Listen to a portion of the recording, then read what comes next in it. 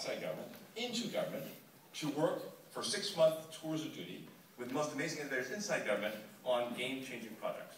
We recently brought in 18 amazing fellows who are off to the races doing amazing work, and they're working on 5 projects on which we would love you to scrub in, add your voice, add your ideas, add your suggestions, and help out the fellows. So the 5 projects, just super briefly, I just want to actually pitch you on each of them very quickly, are in no particular order. We love them all. One called the Open Data Initiatives Program. In a nutshell, the Open Data Initiatives Program aims to liberate data liberación, we call it, to spur entrepreneurship and innovation. It's inspired by the weather, or more specifically what the US government did decades ago, when it started making the weather data it collected downloadable electronically in machine-readable form by anybody for free. This free fuel then spurred an enormous amount of innovation by entrepreneurs that created the Weather Channel, weather.com, iPhone weather apps, weather insurance, and much more. The government had a similar play in the 1980s when President Reagan began the process of actually enabling civilian and commercial access to something called the Global Positioning System, or GPS. And when that actually started to happen, of course, we know the rest of the story. Private sector entrepreneurs took that data, took that information, turned it into everything from supertanker navigation systems to precision crop farming to Foursquare on your iPhone, everything else in between. In the process, this not only improved all of our lives in many ways, but weather and GPS combined are estimated last year alone to have added $100 billion in value to the American economy, through private sector entrepreneurs tapping into government data and turning it into awesomeness, turning it into new products, improvements in American life, and jobs. So the punchline of open data initiatives is that weather and GPS are incredibly just the tip of the iceberg.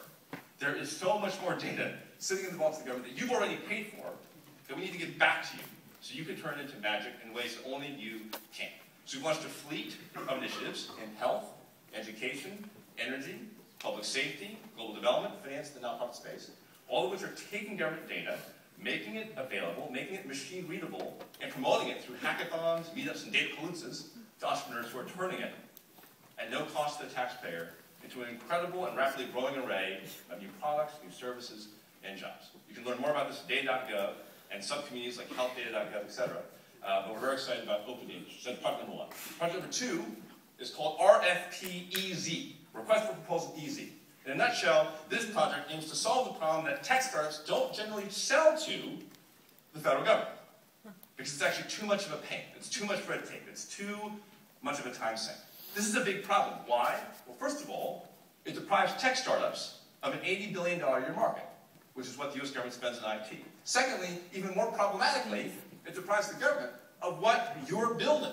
Many of the best, lowest cost, highest return tech solutions are actually built by startups. If the government can't access those solutions, then we're not, by definition, getting the biggest bang for taxpayer buck. So RFP-EZ is an amazing project that is prototyping a new process, a new online platform to make it a heck of a lot easier for startups and for the US government to actually do business with each other. Starting with web development and design and expanding to other categories of services after that. So that's RFP-EZ. The third project is called MyGov. US government currently operates thousands and thousands of websites. They're essentially organized the way the federal bureaucracy is organized. Certainly not in accordance with citizen need. So MyGov is seeking to rapidly prototype a new platform that essentially organizes government around your needs, as opposed to you having to learn how to, essentially how the government's organized to figure out what services and what resources or what information might be relevant or accessible to you. MyGov aims to rapidly prototype a new platform to really personalize government for you, and thereby reimagine and reconnect citizens to their government. Reimagine that relationship between citizens and government. So that's MyGov. The fourth project is, no particular order, called Better Than Cash.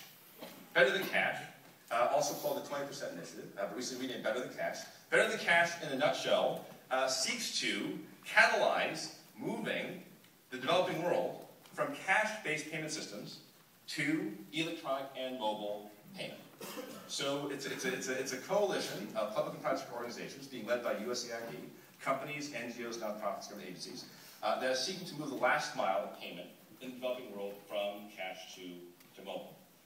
This has huge implications. So first of all, it's a much more efficient way of doing things like delivering development assistance. So we're actually using our development assistance as an anchor tenant, if you will, of this ecosystem shift. Secondly, it actually generates much better outcomes with respect to financial inclusion. If you actually start to pay via mobile, then you start to establish things like bank accounts for the first time for folks, which then lead to all kinds of other goods. It's a huge opportunity for American companies and entrepreneurs who pioneered many new electronic payment infrastructures that are taking root everywhere. So it's a huge opportunity to re-instrument countries to do mobile electronic payment. And finally, it produces even more powerful outcomes. So I just want to tell one story of one kind of outcome that Better Than Cash can produce. And this is from Afghanistan, where in Helmand province, there's been a pilot running for a couple of years now, where the Afghan National Police have been paying about 1,000 police, not cash, but actually now via their mobile phone. And cash had been the prior mode of payment. What happened is that the police and the pilot, 1,000 police, after the pilot started thanking the authorities for a 30% raise.